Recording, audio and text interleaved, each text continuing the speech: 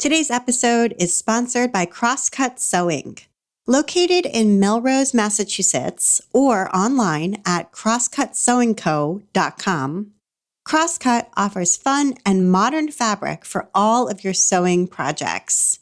In addition to quilting cotton, Crosscut offers a wide variety of apparel fabrics like denim, chambray, jersey knit, canvas, corduroy, flannel, and more. Use the code WSN18 to save 20% on your next fabric purchase from Crosscut Sewing Company. Thank you so much, Crosscut. And now, here's the show.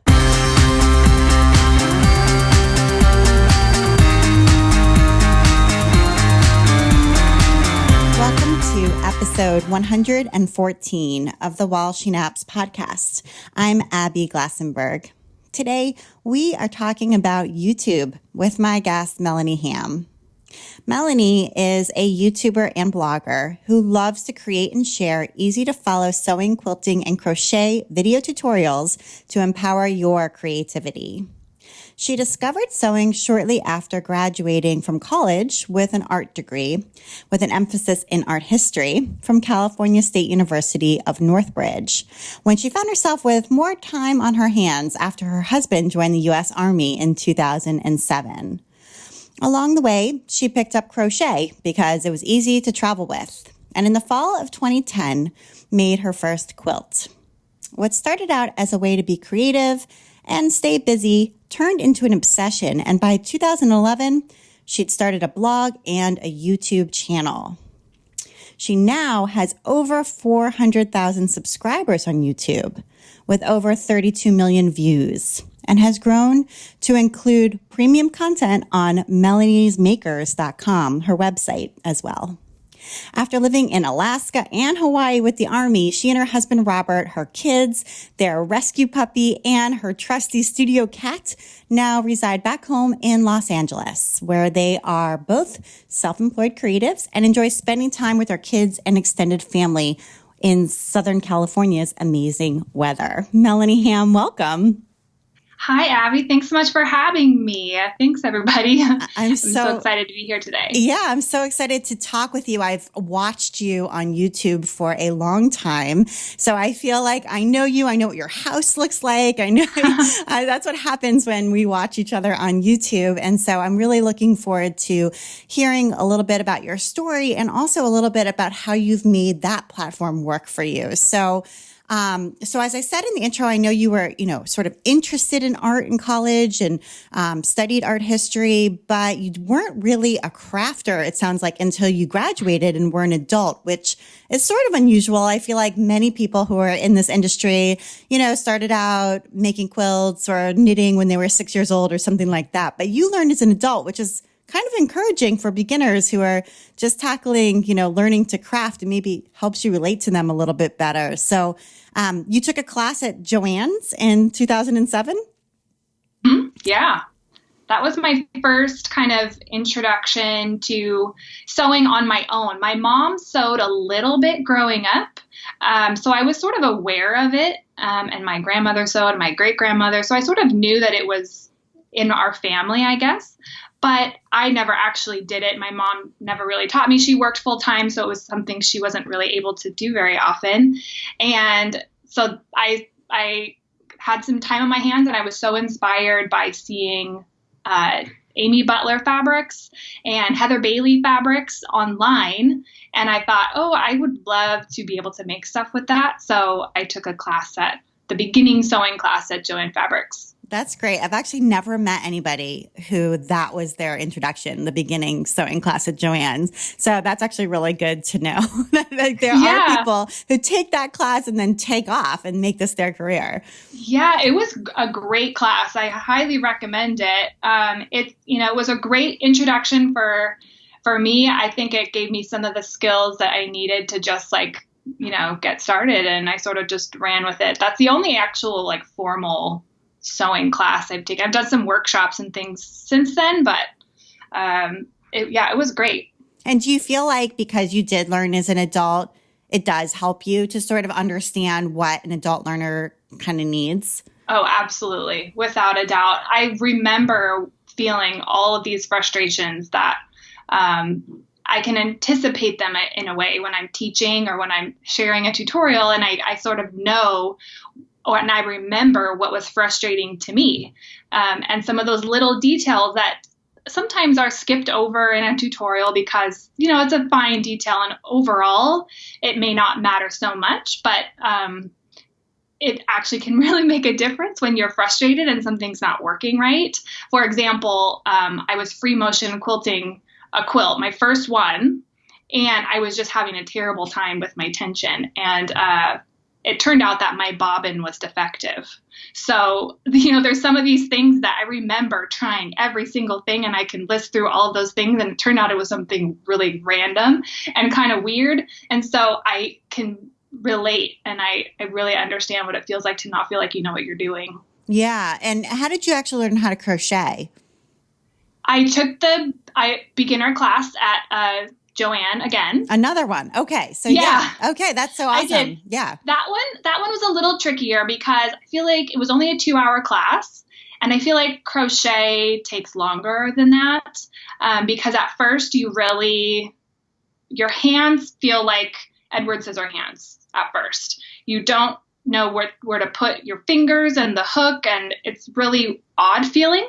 So, I didn't feel like I left that class really feeling very confident that I could make a scarf or anything. But I guess it got me started and interested enough. And I came home with my ball of yarn, and just that skill took me a lot more, I guess, will on my couch and to sort of figure it out. Did you go to YouTube to find out, or were you going to like blog tutorials or books? No, not really.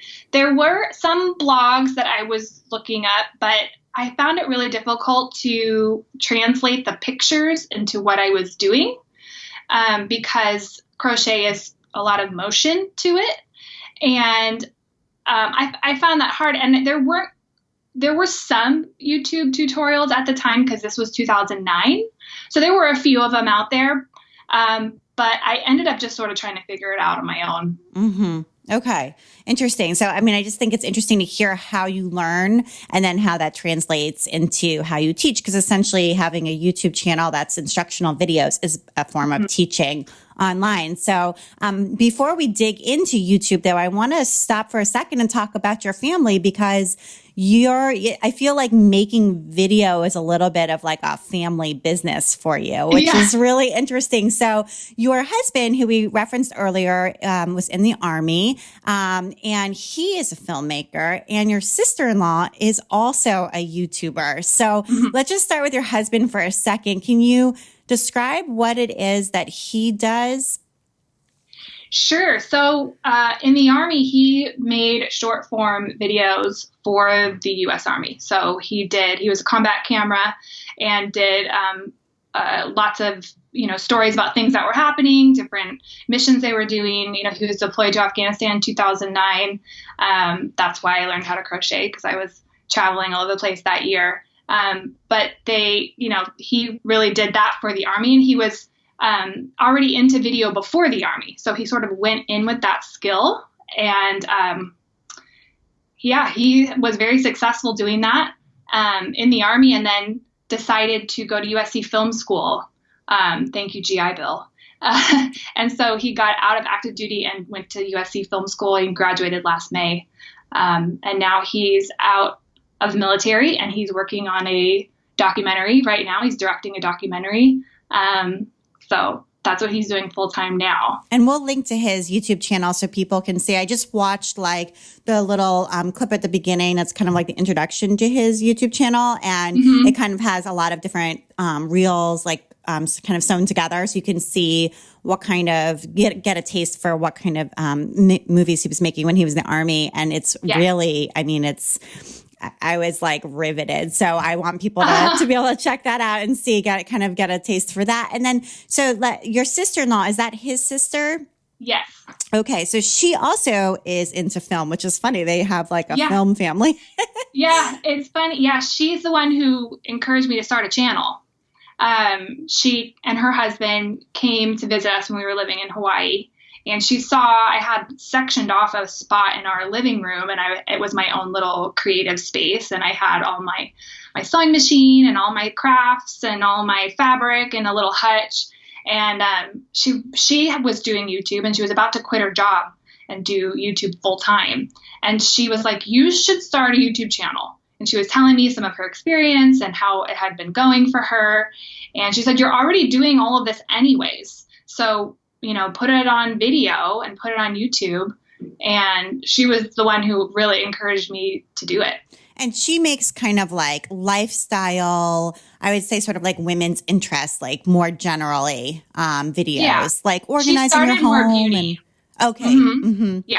And then transitioned to that as she had children and had a home to take care of. She sort of transitioned. Okay, right. It's like domestic things.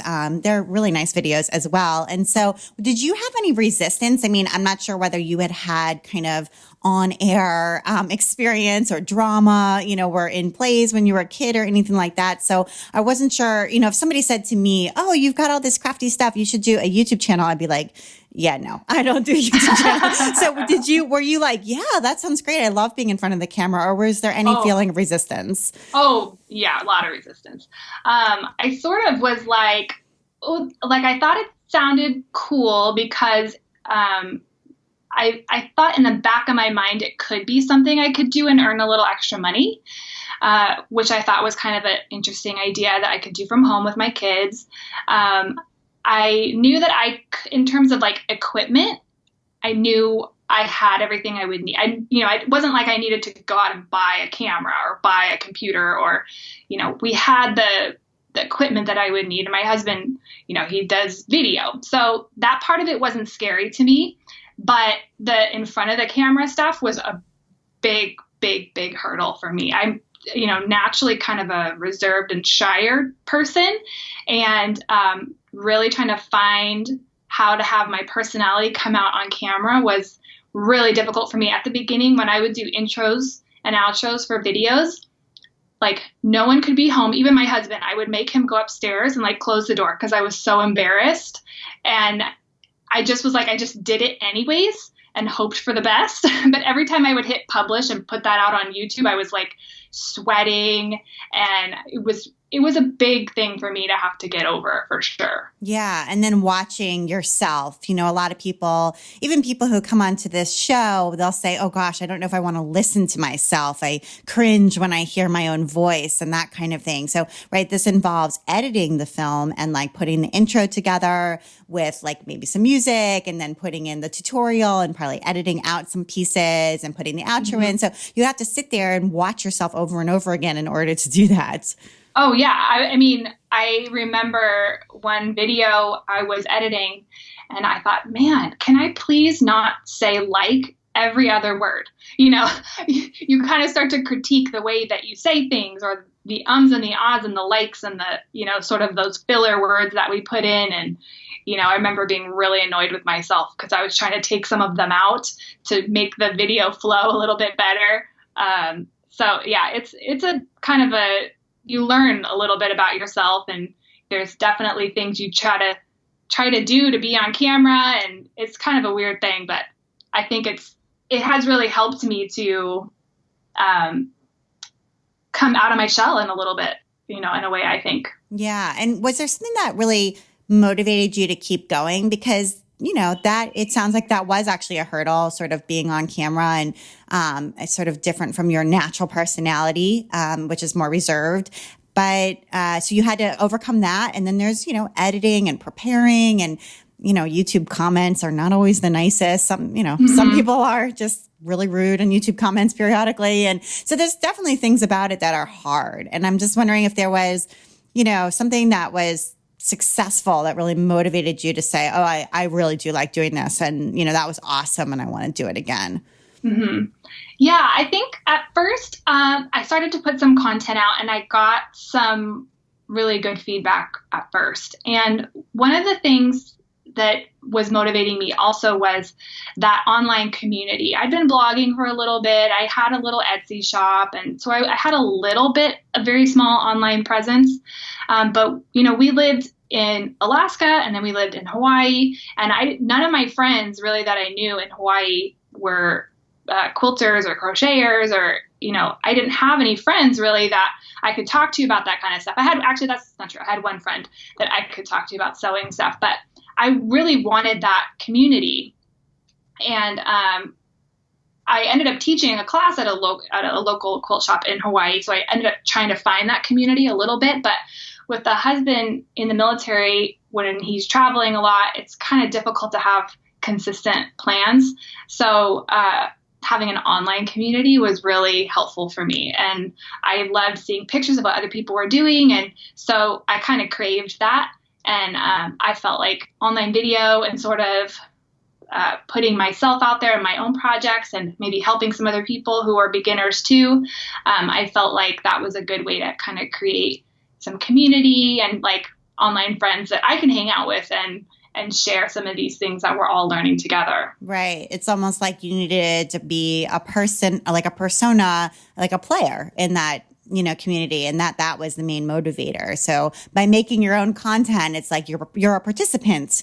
You've put something out, people can react to it, and it's a way to really make friends all over the world. I definitely can relate to that for sure. Yeah, and I really liked the process of making the project and filming it and then editing it. I didn't, sometimes now I find it a little bit tedious, but really I didn't mind it. And so I think that didn't stop me. That wasn't too much of a hurdle. I kind of liked the process. I sort of liked trying to figure out how I could better explain things or how I could word this better, what camera angle is really going to show what I'm trying to do the best. So I didn't mind that kind of thing. I know that actually making a video is really intimidating to a lot of people, and trying to figure all those pieces out.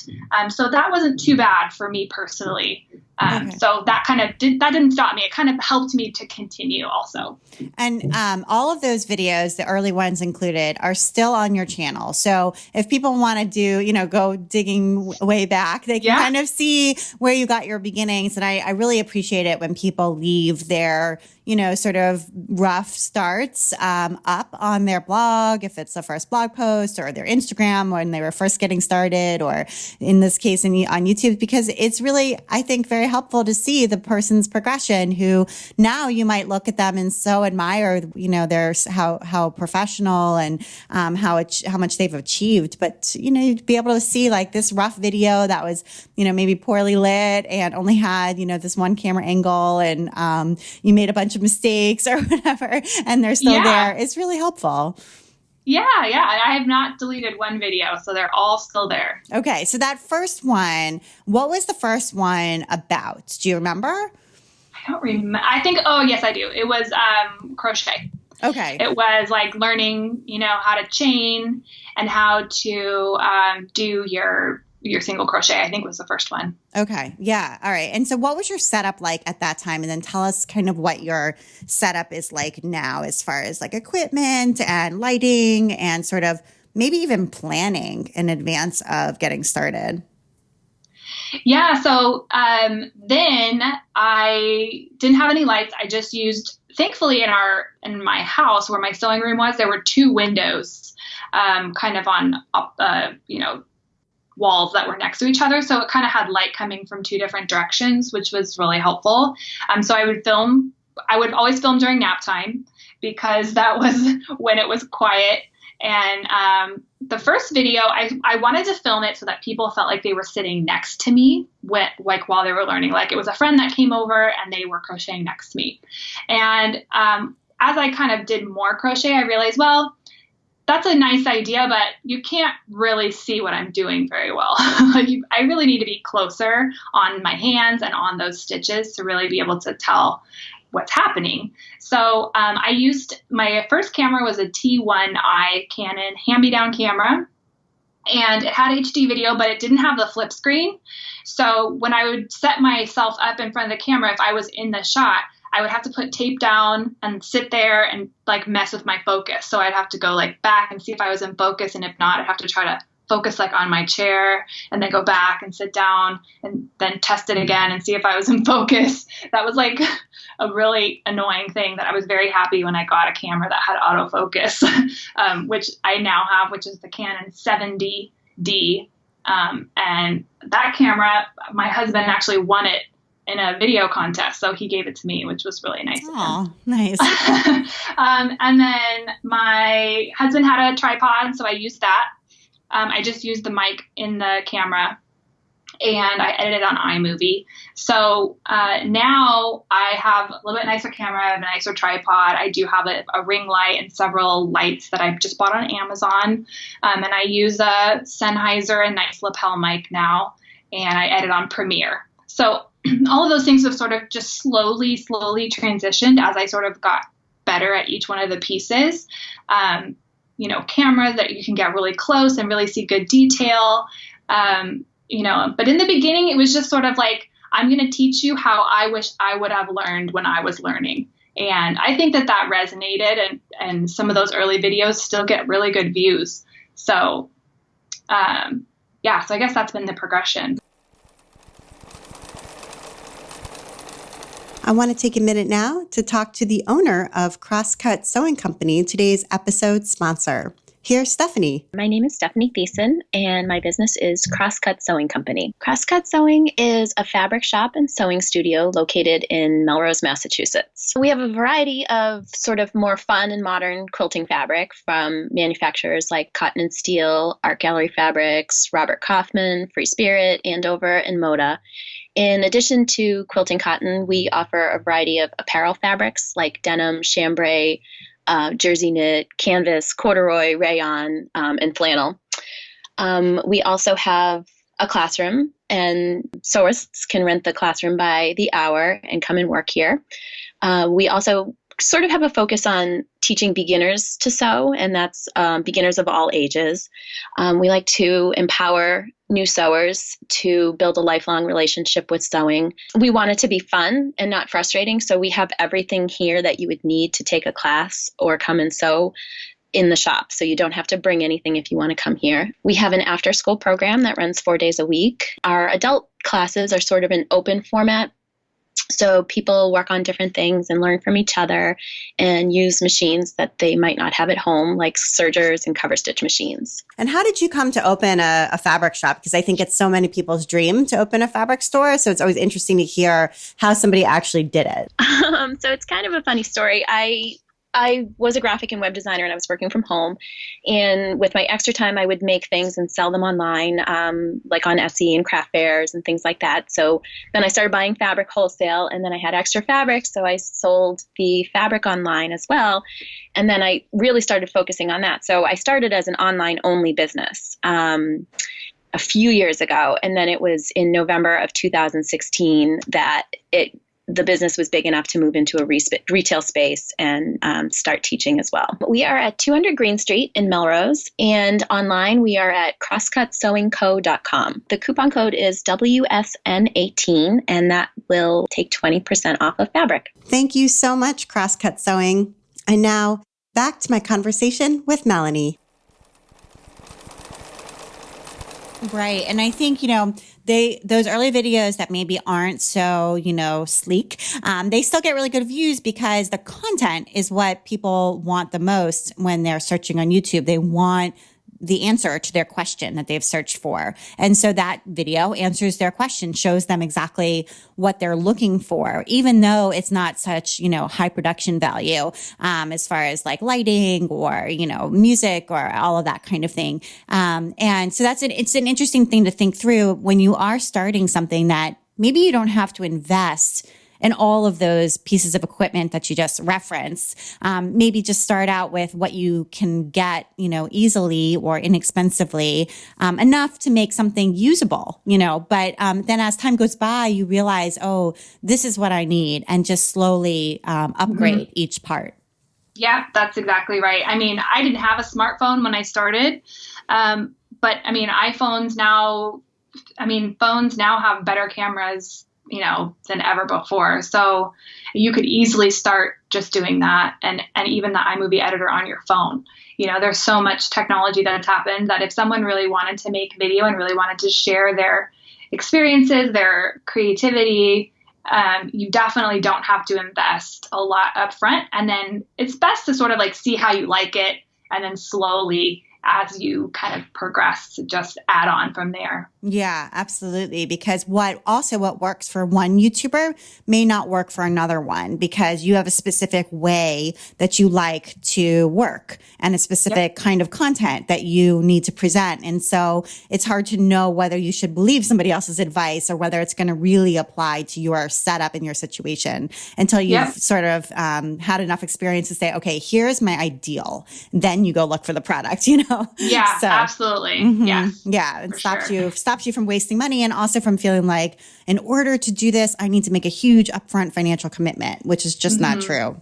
And I think that stops a lot of people, or maybe it's an excuse in a way to not sort of just get started. But yeah, there's definitely not, there shouldn't be too much of a hurdle in that regard. Exactly. Okay. So in December of 2013, you sort of decided to I'm going to put quotes around going full time with making YouTube videos. In other words, sort of, I guess, put all your apples in that basket to say, this is my job. This is going to be for me. And you had 100,000 subscribers at that time. And I'm wondering what that shift really looked like. In other words, like, before you went full time and then afterward, what changed? Like, what changed in your behavior when it comes to your channel? Sure. So before that, I definitely looked at it more as a hobby. So although I was trying to be consistent, I was trying to grow my channel. It's not like I just haphazardly came upon 100,000 subscribers, but it was the last sort of thing, my kids, my husband, my family, that kind of stuff always came first. And then my hobby kind of came, although it was a very important part of my life. So I definitely prioritized time to do that. But I didn't really look at it as a source of income. I started to earn money before that, and that was just like, oh, sweet, that's gravy money, and I can buy supplies, or we can go out on a date night, or things like that. I didn't really look at it as like, okay, this is what I'm doing. This is my job now, and I'm going to be looking at different ways to grow my business. I'm going to learn about business, something I did not know anything about, online marketing. So at that point in time, we were moving back to California for my husband to go to USC. And I partially needed to earn a little bit if I could. It wasn't like a super essential thing, but I did, that would be awesome if I could figure something out.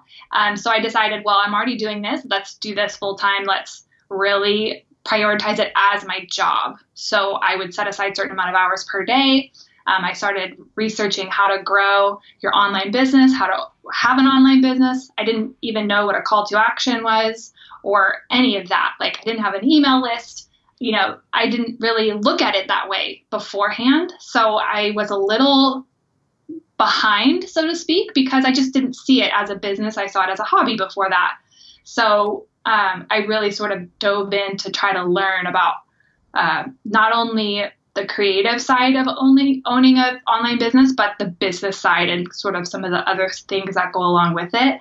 And I really went full on to grow it as a business. Mm-hmm. That's such a huge shift. And I remember I made a similar shift when my kids were younger than they are now and still needed childcare. And sometimes I would need to do some work while a babysitter, for example, was here at the house. And I made this mental shift to say that babysitter was here so that we could work. We, meaning my husband and myself, so that we could work. She was here, not so that I could have a break. Do you know what I mean? So that changed in my mind. That was a really big change. I'm going back to work, even though really I am, doing what I was doing last week, but I'm now doing it with a type of intention that's really different. Yeah. Mm-hmm. That's huge. Yeah, for sure. Yeah. And my kids were still little when I made that shift. So there was still a lot of I'm going to do my best in between, but I did put my son in preschool. And, so that I could help, with that a little bit, and sort of took people up on their offers. We were moving back to California, so we had a lot of grandparents now, which we had never had since we had had children. So it was amazing to have grandma and grandpa and, these people that love my kids to be, hanging out with them and watching them so that I could get some things done. And then I actually homeschooled my son for kindergarten because I wasn't sure what our situation was going to be with my husband being in school. And we started homeschooling first grade, and I was just like, I can't, homeschooling isn't like my passion. It was sort of like an in between. I didn't want to put my son in school and then take him out and move him somewhere else. But we ended up deciding we were going to be here for a bit. And so I said, I got to put him in school because I can't do all of this and try to work. And things had been growing and I was earning more. And so that helped a lot once he went to school, and now my daughter's in school too. So I'm able to really sort of set aside the hours that they're at school, and I'm working during those times. So it's definitely a mindset shift for sure. And it was a big factor in being able to grow. Mm-hmm, exactly. And so for me, it means saying no to certain things. Like, I don't volunteer for, the PTA. Like I don't do that stuff. Like I'll bake cookies, but I don't go to the school during the day and volunteer. Like I just can't do it. It's either that or I work. Like I can't do both things. So, so I say no to a certain number of things because I feel like these hours that I have during the day, those are my work hours. And just like showing up at a job, you can't just leave to go volunteer. You have to be at your job. Yeah. Yeah. I think it's tricky sometimes because, work from home. I do have a flexible schedule, and I love that I have a flexible schedule, but, a lot of people don't really understand, I consider myself a working mom. I'm not a stay-at-home mom. I'm not and it's just sometimes hard to see that when you work from home. And when my kids are I do like to do lots of things with my kids. I volunteer in their classes when I can.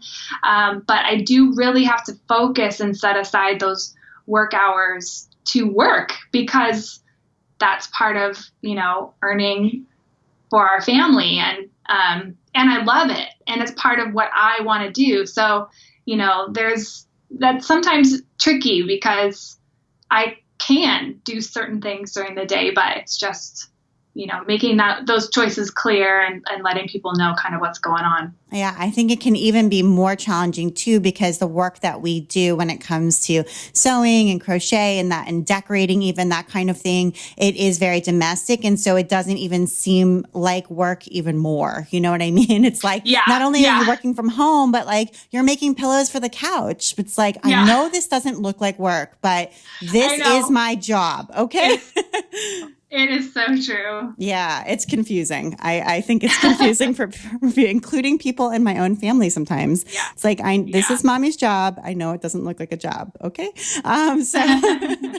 So you had one envelope pillow video that I noticed had been watched over 1 million times, which is really remarkable. And it's a beginner project. It's super beginner. It's an envelope pillow. So it's basically a front and 2 back panels that overlap, and you stick the pillow form inside, done. And I just wondered what it is you think about that video, why that video is so popular. I think it's doable for people. That's the video I send people to when they're learning how to sew. So when somebody messages me and they say, I just got a sewing machine, what do you recommend for my first project? And that's the video that I send them to. I feel like I need to do an updated video because it's older, but it's still really good. I was like, well, I don't know if I should waste my time doing that because that video is still, very clear and it's helped a lot of people. And I still get photos and messages and people that tag me and stuff that are making that project. So I think at the time that chevron pattern was super in. So I think the thumbnail kind of grabbed some attention, and I think that it's a doable project. And even if you kind of flub it a little bit, it's still going to turn out okay. So I think people are able to be successful with it. And that one has done really well. And I think it's helped a lot of people, which is even cooler. Yeah. And the majority of people who are searching YouTube are beginners, right? They're searching for, and I think that can be hard to grasp when you're thinking about making a video. I had a consulting client not too long ago, and she's like, I really want to make a video about how to insert a zipper because I get questions about this all the time. And, she's like super good at sewing. So she's like, I know I can make a great video about how to insert a zipper, but I looked on YouTube and there's already like hundreds or thousands of videos about how to insert a zipper. So I don't think I can do it. And, it's like, well, yes, but your video can really, first of all, it's great for you and your brand, but also people still need that information. And I bet like how to insert a zipper is a really common YouTube sewing search, search term. Yeah, I feel like a lot of times it's validating in a way that there's already a lot of something out there, because that means that there's lots of people that are looking for it and there are a lot of people that are interested in that. So I don't know that that's necessarily something to be afraid of. There's certainly lots of crochet tutorials out there now, and there's lots of scarf videos and hat videos, and your take on it is, your take on it. And so you're going to find an audience that really relates to the way that you share it or you show it, or the types of fabrics that you use, or maybe you have a special way of doing something. And I think that eventually you sort of build a tribe that begins to trust you and begins to like your style or your aesthetic or your teaching style. And so, I think that even though there's lots of content out there, you begin to have people that gravitate toward you that maybe don't gravitate toward other people. And there's room, there's room for all of us out there. I really believe that. And so I love that you can really kind of connect and just share your expertise, and that it can help people online. Right. So even seeing that there's lots and lots of envelope pillow tutorials out there is actually encouragement and rather than discouragement regarding making your own envelope pillow tutorial. It just means that people really want it. And so you can make it.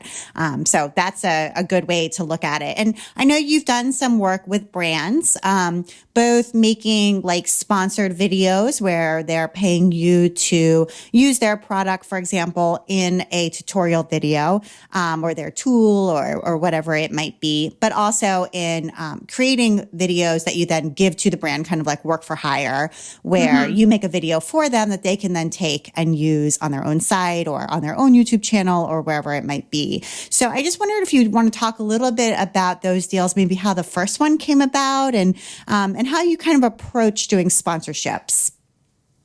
Yeah, sponsorships, they are tricky because you really have to believe in the product. And I feel like there's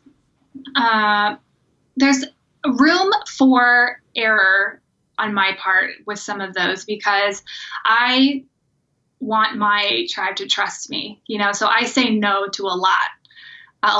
And I'm really particular about what I take on because my word is everything. And I really, I'm really particular about that. So, I love working with certain brands, and there's a lot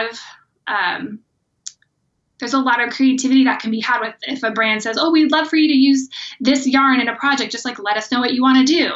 Different brands sort of approach it differently. Sometimes they approach me and they reach out to me and then we can work something out. There have been times where I love a brand and I reach out with them and see if we can work something out.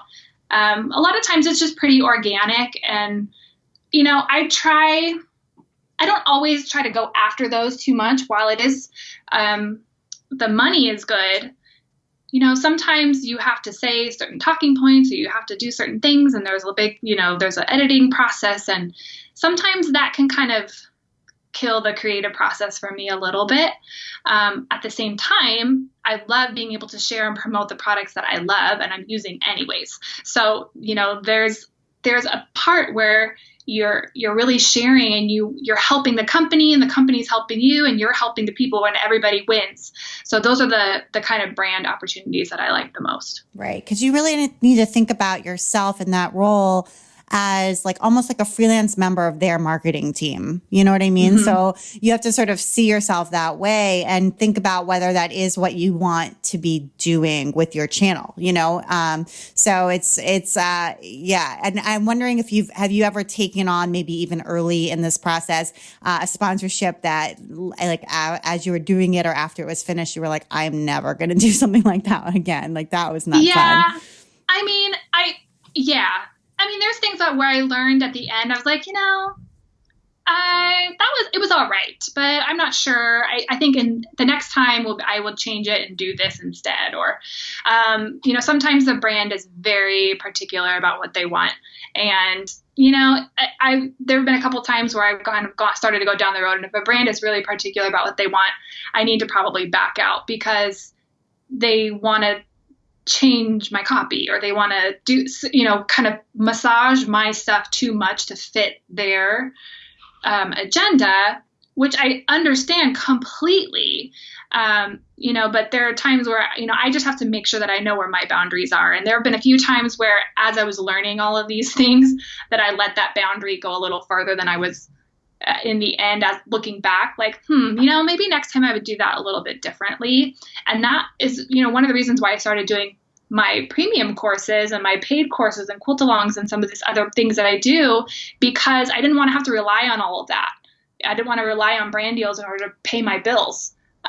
So I wanted to be able to have a little bit more control and work with the brands that I love, but not feel like I had to take that deal because I can't pay my bills without it. So I didn't want to feel that way. So that kind of helps to sort of make sure that everything is staying authentic and that my audience can continue to trust me and that they can know that what I deliver is my best. Right. Yeah, that's a great point. And do you work with a agency or anything like that? Or are you just sort of these sponsorships that you are still, accepting? Do they just kind of come into your email inbox, or you're seeking them out? Or, is there somebody like a middleman who you're working with to secure those? I do have a YouTube agency, Kim Community. They help me with some things. It kind of depends. Sometimes they'll say, oh, well, depending on how they worked it out or how the brand is working it out, I'll take it and continue it on myself. Or sometimes if we don't really need Kim Community to be involved, because then they'll go over contracts and they'll help make sure that the deliverables are on time, and they'll help make sure that all those things are in place. But sometimes it's not really needed. So then they'll just say, oh, no, you guys can just continue, on your own. This is a pretty straightforward deal and I can handle it myself.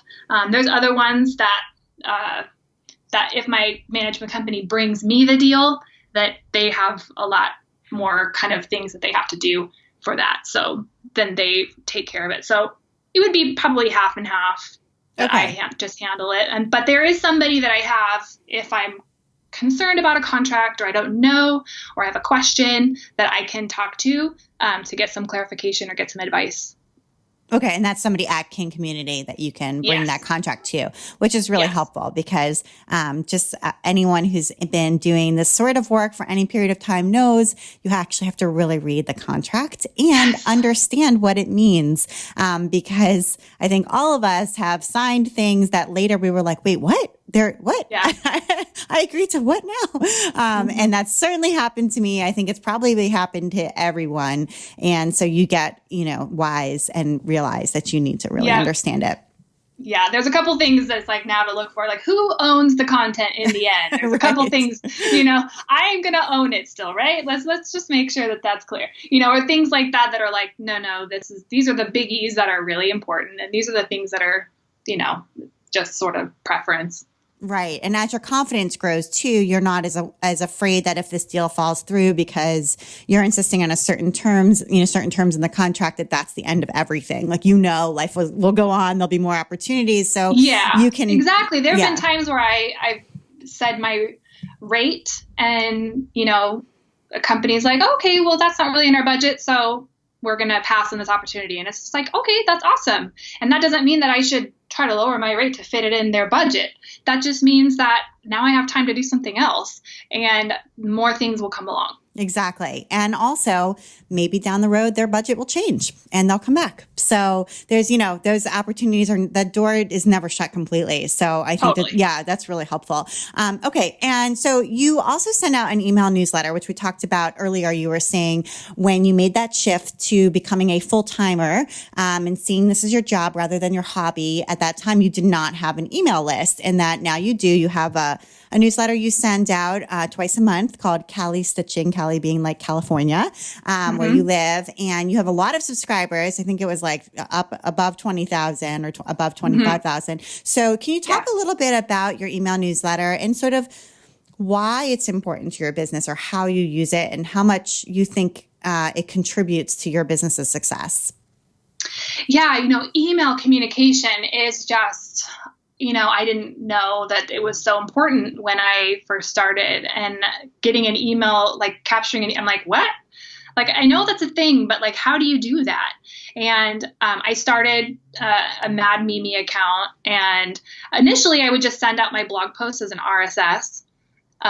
In the earlier days. And just to be clear, Mad Mimi is like an email service provider that you can pay for, and they send the emails out that you write to your list. And also an RSS feed is just basically a feed that automatically pulls in whatever content is on the site that you give it, and then sends that out to people. So that would be every blog post would go into basically an email that would be sent out automatically to your subscribers. Right. Yes, exactly. Thank you for clarifying. So as I was sort of learning about online marketing and email marketing, I stopped doing that, because I didn't want people to just be like, oh yeah, another blog post. Like there's nothing special about it. I kind of wanted, you could come to the site, you could get it in your email. I don't know. I just didn't really love that, part of it. I didn't want people to get immune to my emails. I wanted people to read my emails when they went into their inbox. So I sort of transitioned. I did a newsletter earlier, and then I sort of got away from that. And then I recently restarted the newsletter.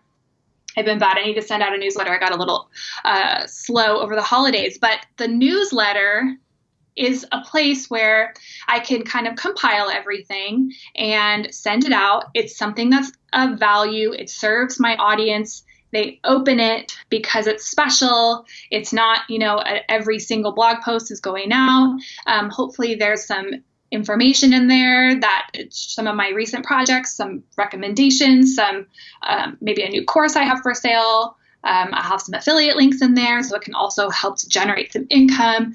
And I feel like email is such a great way to communicate with people. Not everybody's on Facebook, not everybody's on Instagram, not everybody's checking all these platforms every day. And so this is still the way to communicate with the people that really want to know what you're doing and what you're coming out with. And I think that a newsletter is a great way to sort of like put all of that together.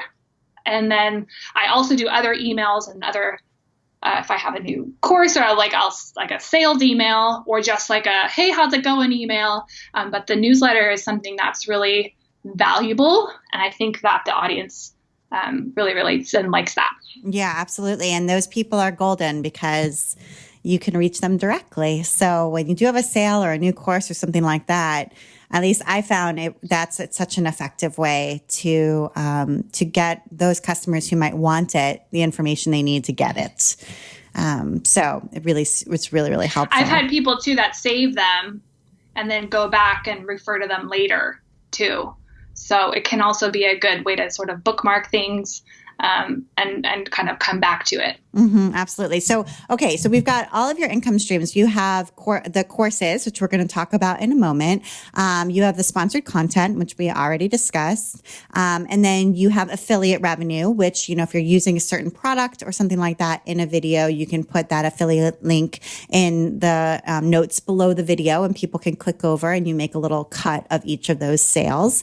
And then you have YouTube ads. And how is the ads part of YouTube going as far as like, does that really generate enough revenue? Yeah, it does. I mean, it has to add up, so I have like over 200 videos now. So all of that combined, especially in Q4. So that would be like October, November, December. Those months are the highest. So the highest ad dollars, they're the most views, just sort of the natural progression, especially in the kind of creative crafty community. That's the time where a lot of people it's winter, it's Christmas, it's that time of year people are gifting. So the numbers of everything go way up. And so the ad revenue is substantial. It is definitely a part that's really nice to get, but it's also, it changes. Quarter 1 is notoriously bad for Google Ads on YouTube. So there's definitely a dip. And it's also a dip in views as well. So that it's not consistent amount of money. So it's difficult to sometimes rely on, but mine is, consistent enough that it definitely is, a decent portion of my overall income. Okay. So it's a piece of the puzzle that is a good size piece. Yes. So let's talk a little bit about courses. So courses are essentially like, as far as crafty courses, are a pattern for something, which is usually like a PDF, and then a series of videos that walk the students through how to make the pattern, and then sort of a Q&A function so that you can answer questions when students are working their way through. And this is almost like YouTube in that it's like video tutorials, but it's like a premium level because you're paying as a student for more information as well as for access to the teacher. Yes.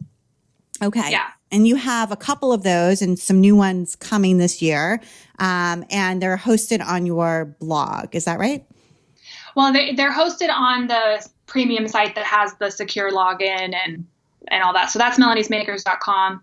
And then my blog is my name, melaniekham.com. Okay. So there you can get to both from each other. Okay. Got it. But yeah. And the premium site has to have all of the security for, payments and logins and all of that stuff. So.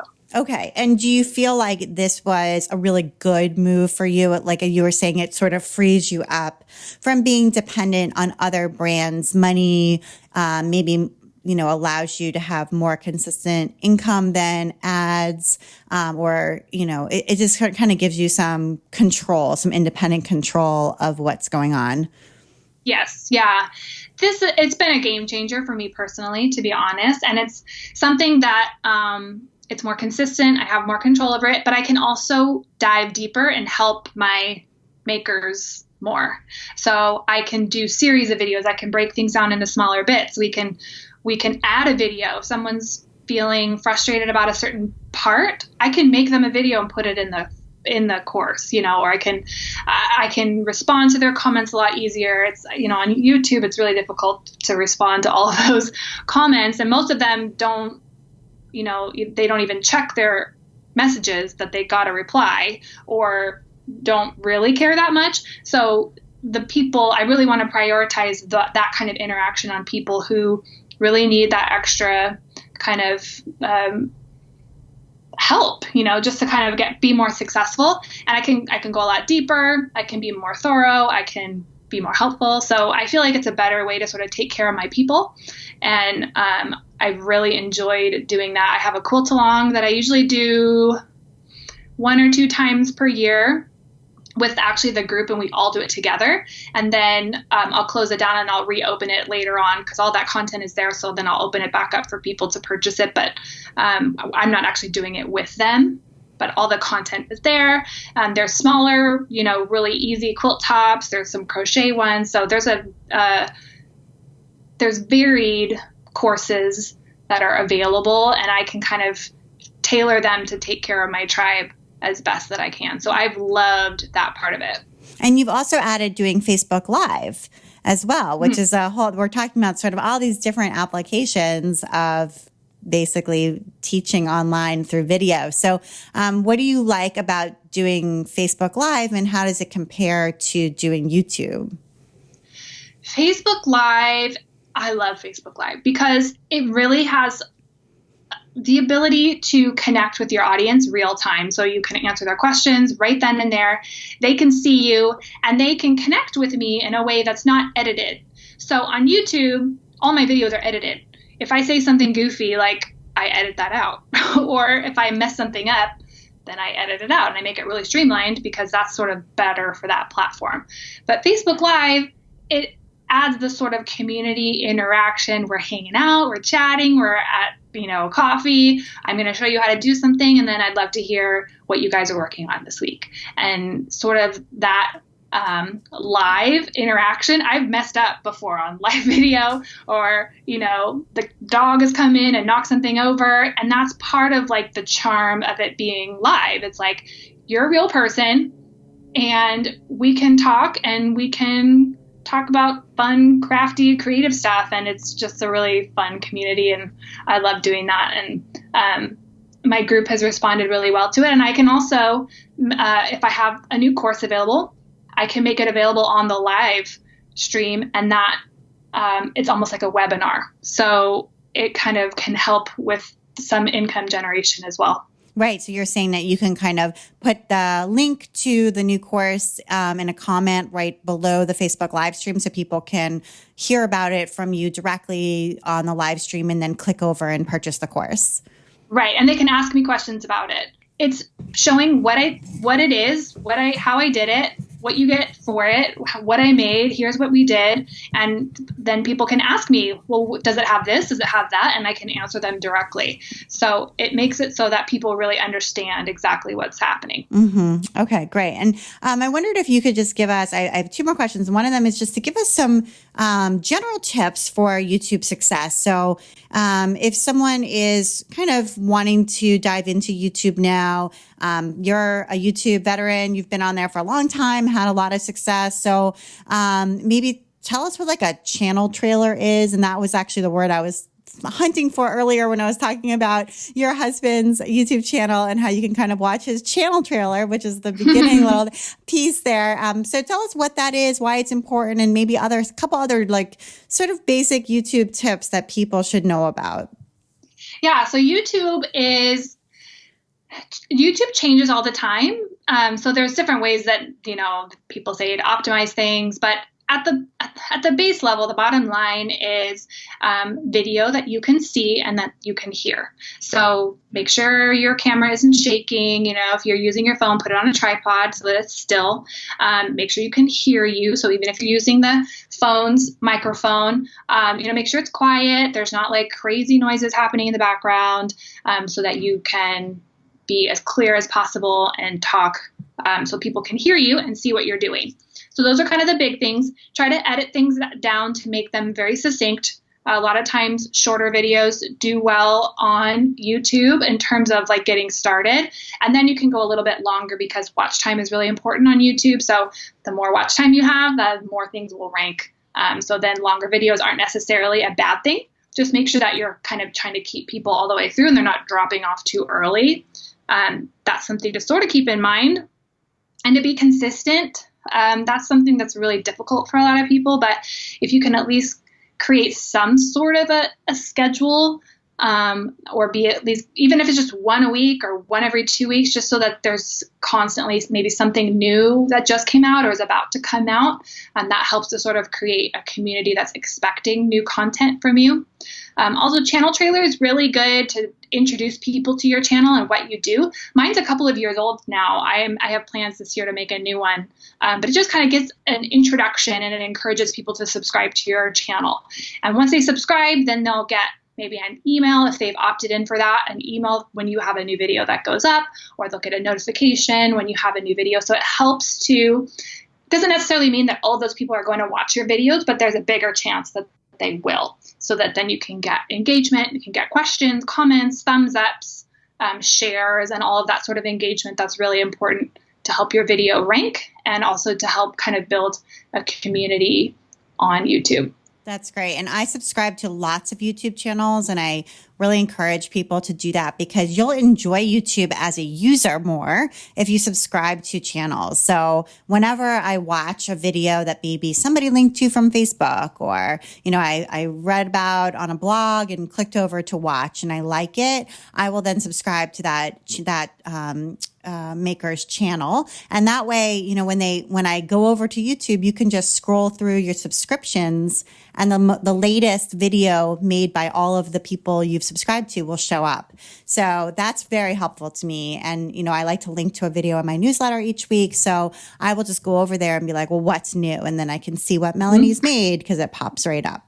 Yeah, it makes it easy for people to come back and to not lose you amongst all of the other channels that are out there. Yeah, I love it. And I also, my last question was, before we get to your recommendations, I heard an interview that you did somewhere else where you said a phrase that I absolutely love. So I wanted to see whether you would tell us a little bit about it. So you said your phrase was, have your yes be yes and your no be no. Mm-hmm. Yeah, I really believe in your word, and that when you say you're going to do something, you got to do it and like really do it and give people everything that they have paid for, that they, whether that's your family or your business. And then when you say no to something, it's okay to say no. And it's a no. And it kind of helps to create these boundaries. And it's from a Bible verse.